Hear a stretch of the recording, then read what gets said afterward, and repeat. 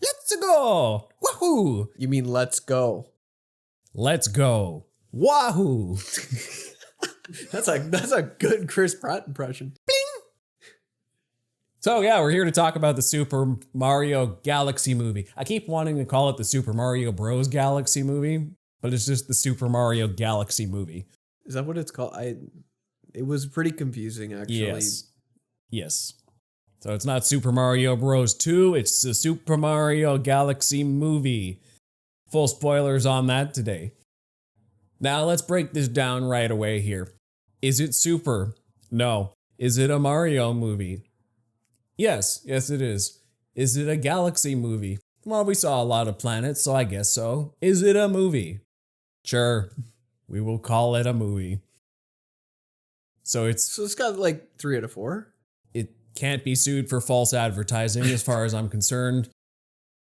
It gives you mostly what you expect. So basically, I think the Super Mario Galaxy movie excels in most areas.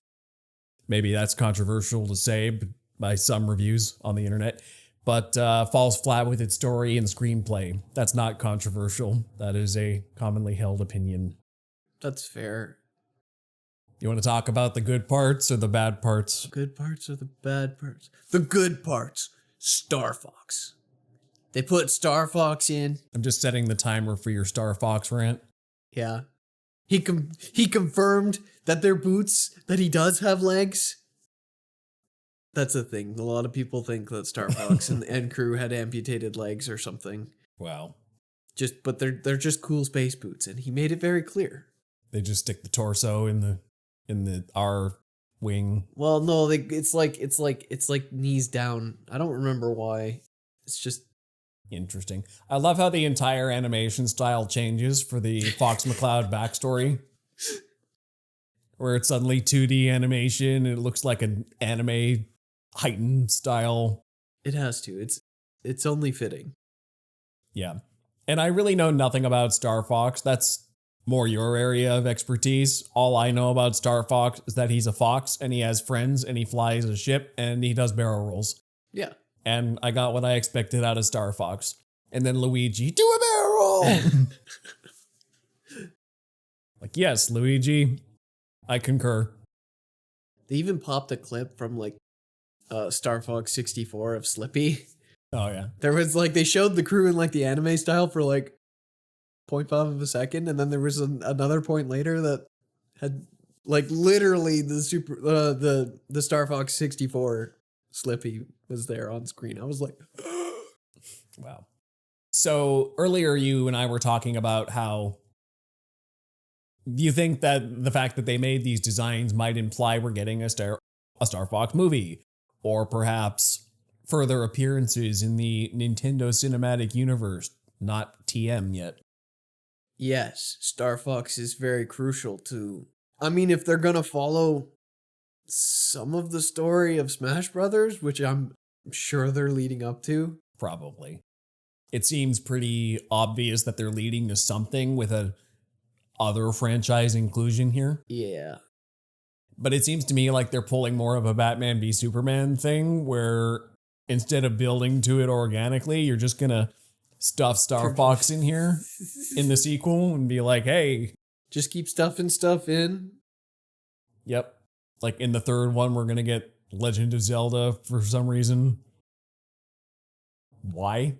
Because brand synergy. Because they have to. You know what'd be funny is if they have Link not talk at all. That'd be great.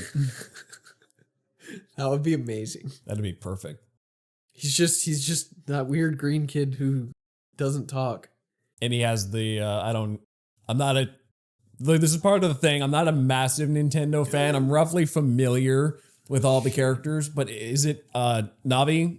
Is his blue little Tinkerbell? I think so. You're showing your own ignorance too. Oh, the yeah. little blue Tinkerbell that follows him around should do all the talking. Yeah. Link should have nothing to say. How many hey listens are we gonna get? Plenty, I hope. Okay. So this is the future of the Nintendo Cinematic Universe as We hope. As obviously not the biggest fans of Nintendo here, but we have some nostalgia for sure. And I think Super Mario Galaxy scratches a lot of that nostalgia itch. Hey, I recognize that from my childhood. This and that, some of the costumes, some of the general levels, even just characters like, hey, that's Yoshi, that's Bowser Jr. Hey, there's one of the Bone Koopas, a lot of the one of them. Hey, it's like Dry Bowser. Wow. I know that. Come on, Joe. They had Mr. Game & Watch in there. Now, what's that from? I'm not familiar. That's the one who was just really slow and loading in, right? Art. No, that's Rob. Oh, okay. He's a robot. I don't remember what he's from. Game & Watch is just an old arcade, I believe. Got it. All right, so we're continuing with the positives here. So I love the animation in this movie. It's colorful, it's vibrant, it's just pretty to look at, first of all. But I also enjoy the way it was presented. The motions are very fluid, especially the fluids. I love how the paint looks on screen, how the characters move. That all looks excellent, really. And the way the world is captured on the digital camera, the way it zooms in and pans around. I never lost track of geography, which I always look for in action scenes. I could always tell within a room exactly where we were, even when things were being cut around. So I never lost my bearings in an action scene. That was always very good. Every planet had unique designs to it. And as far as action scenes go, I also really liked how there were a lot of platforming inspired segments. Especially when they turn the camera sideways and you're like, hey, that does look familiar. Yeah.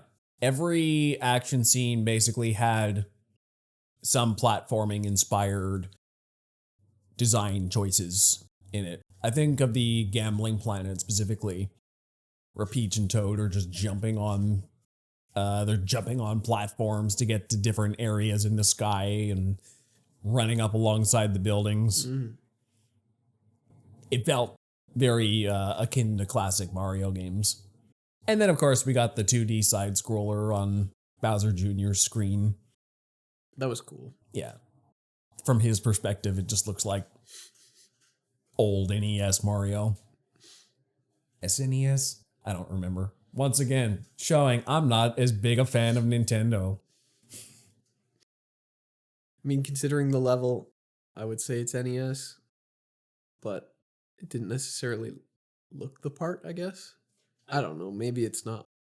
I did actually play Super Mario Galaxy on the Wii at the time, which I have vague memories of. See, that was one of my problems with the movie, is that they called it the Super Mario Galaxy movie, and yeah, there was some stuff from Super Mario Galaxy, but it really didn't feel like it. Like they had the star launcher things, and they had the little star guys, and they had Rosalina.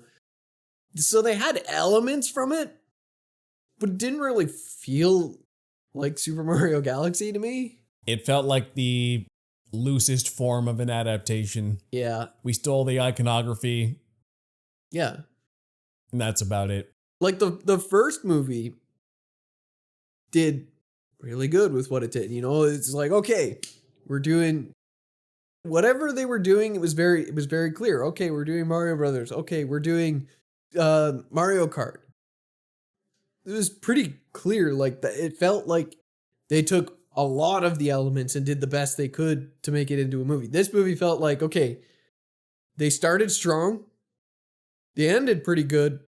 But the middle was where they were like, what should we do? Let's just meander and make some side quest stuff.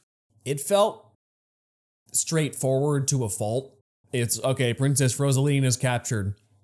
And then they face basically no obstacles or challenges along the way, breaking screenwriting 101 rules. They basically developed absolutely zero, had no reason to be there. Mario and Luigi are just kind of helping Peach. They get sucked along. Actually, they just get kidnapped as well. And then they find Peach later. They don't even know why they're there the whole movie. Peach and Rosalina kind of have a connection at the end, but we don't really see how that pays off except through exposition. Okay, we know they're sisters, and that's all we get of that. Bowser nearly had an interesting plot where he was getting, oh, is Bowser actually going to get redeemed? Okay. He's got a good relationship with Luigi. Him and Mario are even starting to get along at a certain point. And even when he turned back with his son, he still has the, I don't really want to hurt the friends I've made sort of thing. And then that all goes out the window and he just becomes a bad guy again. And oops, who cares about the last hour and a half of so development? that wasted our time. Just everything kind of felt like a waste of time. Like Fox McCloud also, he stranded in a different galaxy and my ship's broken and okay. Oh, and then he just gets it fixed and goes home and helps out for a battle. Peach and Mario, maybe there's a romance here. Oh, except we're going to just pay lip service to it and nothing goes anywhere. Yeah, that's the problem. Nothing went anywhere. They set up things which may have been explored, but throughout the plot, it was basically just, here's the setup. It didn't really change anything. And they saved the princess and stopped the bad guys, the end, and a couple action scenes in the middle to keep you interested, and some cool production design. See, I think the part I really liked, I really enjoyed the movie at the beginning. I was really enjoying it. You know, they find Yoshi or whatever. Or maybe that was later. Yoshi was the first scene. Was that the first scene? Actually, I think the first scene was they captured Princess Rosalina. And then we pick back up with Mario and Luigi. Yeah. So they did that, and then all the stuff happens. Okay, now we're feeling like a Mario game where the castle's actually being like pulled off the ground and sucked into space. I'm like, okay, I get this. I'm really liking this. I'm having fun with this. All right. Yeah. And there was that whole sequence where they went through and did all the levels in the world basically. They speed ran a game of Mario. Yeah. I was really enjoying it. And then they get to the galaxy part. After the castle basically crashes on the planet is where the movie kind of crashed for me quite a bit. And it was just like, you're getting cameos and you're getting funny references, but there's not any actual substance here. Yeah. And that's my thing is I could enjoy this on a purely, hey, that's fun. It looks really nice and visually spectacular movie, some cool action, nostalgia bait references and cameos and costumes and fun stuff, but it's like a candy movie. Yeah. It's just you get your hit of sugar and hey, that was good, and then you move on. I just felt like it had something good going at the beginning, like really good, and I was like, oh, this is going to be really good. And then it just went, and I was like, oh. That's why I had a hard time ranking this one, and it got lower in my estimation over the last couple days, is because when I came out of the theater, I was pretty marveled by the technical prowess of it. I think that's one thing people leave out a lot when they're reviewing it. It's getting a lot of low reviews because its story and screenplay were subpar. But I don't see very many people talking about the animation being on par, maybe even better than the first one. The music, yeah, I'd agree. And the music was incredible. Was really well done. The sound effects, like I said, the action is above average for just general action scenes. Like there's a good flow going on. I can actually tell what's happening. The camera work is really good, even though it's digital. Like in terms of filmmaking craft, I think it's actually pretty well done in most regards, except for the screenplay. The voice actors were still good too. Most of what worked in the first one still works here. Yeah. But the story fell apart. Yeah. I will shout out Brie Larson as Rosalina. I think she was the best new character. Yeah. For what little screen time she had.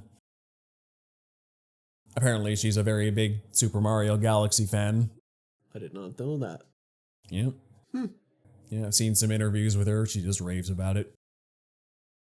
So yeah, she was the standout. I think the problem I had with everybody else, they were all good still, but the cast of this movie is bloated enough where I started feeling like everybody's losing screen time here.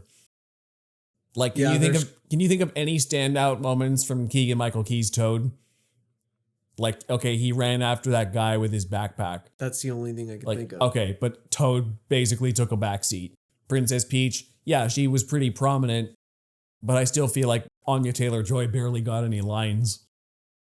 Yeah. It was mostly just action scenes. Mario and Luigi, okay, they had some scenes, that's good. But still, like, nothing of substance. Jack Black didn't even get to do a song. I kind of wanted another song. I know it would scream of trying to recapture lightning in a bottle, but it just said, we're not even going to try. Yeah, I don't know. That's why when we walked out of the theater, I'm like, I don't think it was as good as the first one. Way thought it was better than the first one. You were pretty right away, nah, it's not as good, and I was more mixed on it. Mm-hmm. Admittedly, not being that big a fan of the first one at the time either. I underrated it compared to critics of that year. And for me, it didn't feel that much worse. And now a few days later, I'm like, okay, yeah, it's worse. I don't know. To me, it just doesn't feel like a. It doesn't feel like a you need to go see at the movie theater movie. No, it's a streaming movie. It's a streaming movie. But that's what makes it hard to rank, because it's definitely a streaming movie. But it's entertaining. But it's hard because I could see myself watching it again. Mm-hmm. Which makes my criteria really hard for ranking, because I'm like, well, that's usually the limit to make it go to good, but I'm like, but I don't know. It's hard. I'm going to spoil my ranking at this point because I feel like we're leading into that already. But for me, it's Put It On in the Background movie. What's above that on your rankings? Worth a watch. Oh. Which to me is like worth a watch one time, not rewatchable, but actually pay attention. Put It On in the Background is like, okay, there's not really much substance here, but it's technically good enough to be like, hey, it'll entertain you in the background. I think. And then below that is Don't Bother. It's not worth your time at all. This is like worth watching passively while you're doing other things. Listen to the music, the sound effects, the pretty animation when you're catching a look at your TV once in a while. And it's a stream at home. Yeah. Get up and get snacks. And not even pay full attention. Like, put it on for it's pretty easy to follow the story. I mean, the parts really that are interesting will catch your interest, and then after that, you'll be like, okay. Like, I can tell you exactly when people are going to start nodding off and be like, I'm going to go get a snack. Yeah, I nearly had it as worth a watch, but I can't justify saying, yeah, you should probably see this and pay full attention. Yeah. No, I think it's going to land squarely in my mid-tier garbage. With an exception that it is probably rewatchable. I think it's rewatchable, but I'm still leaving it at a mid-tier garbage. As far as that goes, it's one of those things where a lot of times you watch a movie like this and it gets worse on rewatch. I don't think this is going to get worse. It can't get any worse. No. I think I have the lowest opinion of it I'm going to have. Yeah, pretty much. Yeah. It'll be those little things are the little things that they do really well in this movie, and they did well in the other movie before it, are the things that on rewatch you enjoy, and it makes it more rewatchable. Yeah. But yeah, so they do that really well, but they're just not doing the actual story well. Yeah. The only thing I'll give it for credit, as far as scripting goes, is it addressed my complaints from the first one, where I was pretty adamant at the time that, first off, I didn't really care for the origin story of it all. I sort of just wanted them to kind of do what, maybe a strange comparison, do what James Gunn's Superman did and just drop us into a world. Because we already know, most people already know what a Mario world looks like. I didn't think it needed a whole movie to explain why these two plumbers from Brooklyn are in a magical mushroom kingdom. This just gave me what I wanted. We're in it. It's Mario. It's the Super Mario Bros. And Princess Peach and Bowser, and we're already locked in. Okay, let's just go. And the second thing was Charlie Day and Chris Pratt had a lot of great chemistry in their voiceover work. And I was upset in the first movie that they separated them the entire time. Mm-hmm. This time we actually got the Super Mario Bros. Bouncing off each other for a considerable amount of the screen time. So in those two regards, I got what I wanted out of it that the first didn't give me. Yeah, that's fair. And that was the stuff that was like the beginning. The whole beginning portion was the part where Mario and Luigi were together. Mm-hmm. And that was the best part. Yeah, it was the best part of the movie for me. I enjoyed that part the most. I was like, this is really good. But yeah, I guess it's hard to say that the story was at fault when it's like, well, 2/3 of the movie is good. It's just the middle third isn't. Yeah.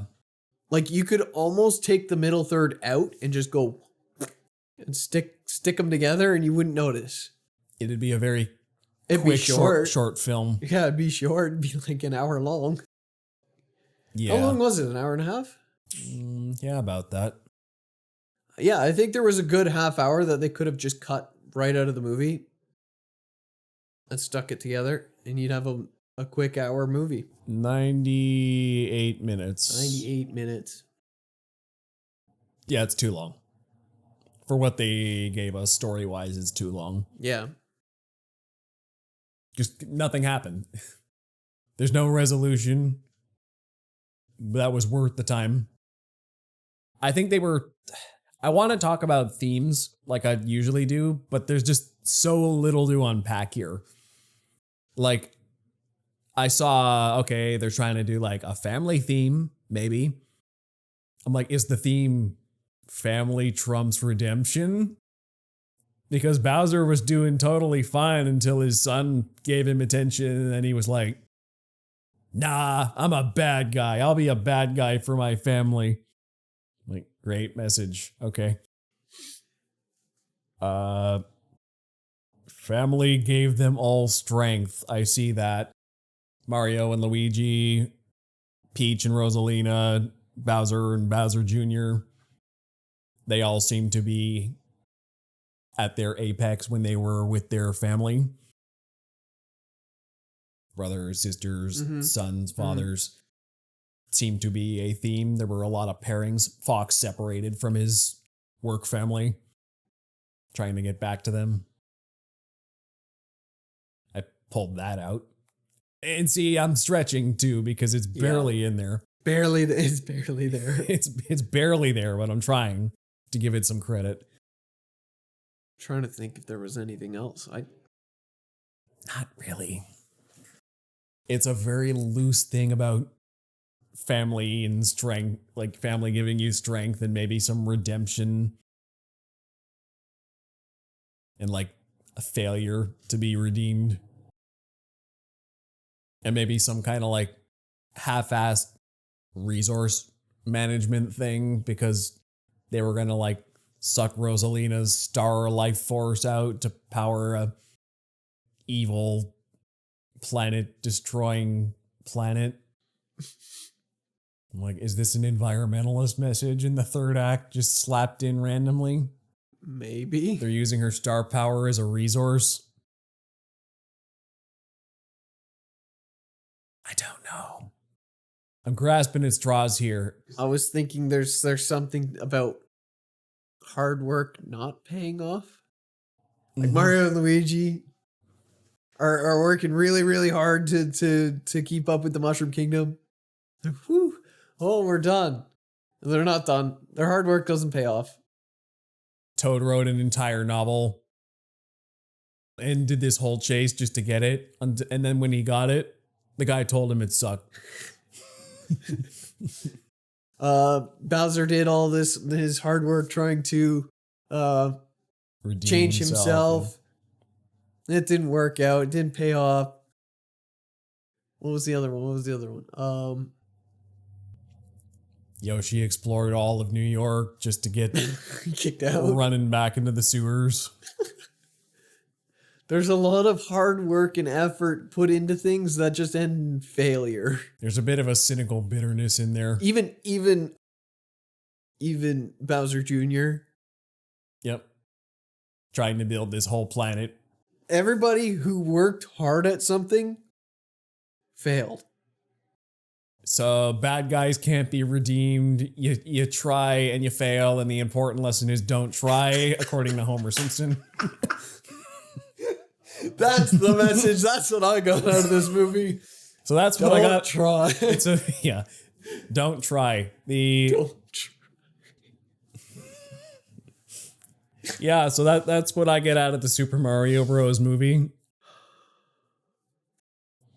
Yeah, so going back to the rankings, just final thoughts. Put it on in the background. Watch it passively at your leisure. Look at the pretty parts. Listen closely to the music. Listen closely to the music. Yeah.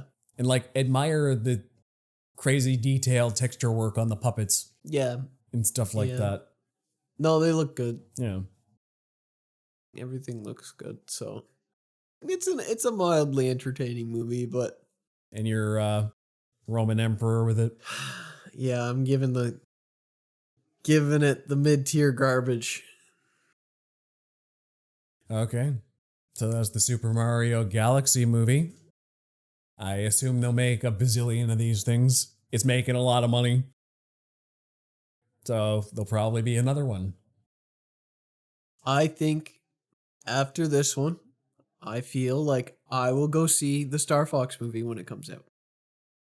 But yeah, when they say that they're making the Super Mario Brothers sequel to this one, I think I'll wait till it comes to streaming. Ooh. Just ruin the Mario franchise for you. It's not that I don't want to watch it, it's that I don't want to pay to watch it that much. Especially not at the inflated 3D Ultra AVX prices. Yes. That our theater forces on us opening weekend. To me, it's not worth that. Yeah. But I mean, some of the 3D effects were cool, but it's not worth the extra money. Oh no, you're not missing anything if you're no 3D glasses. No, you're good. I don't think you miss anything. No. Yeah. Anyway, so that's that movie. According to my timer, a pretty short episode today, but that's fine. There's not a lot of substance here to talk about. All right, so where can we find you? You can find me on Instagram at jchurchtpm. And you can find me on Instagram at ThoughtPlane Media. Also check out thoughtplane.ca for articles, audio dramas, more close-up if that's where you want to find our feed. Just everything we do, find it at thoughtplane.ca for free. Till next time.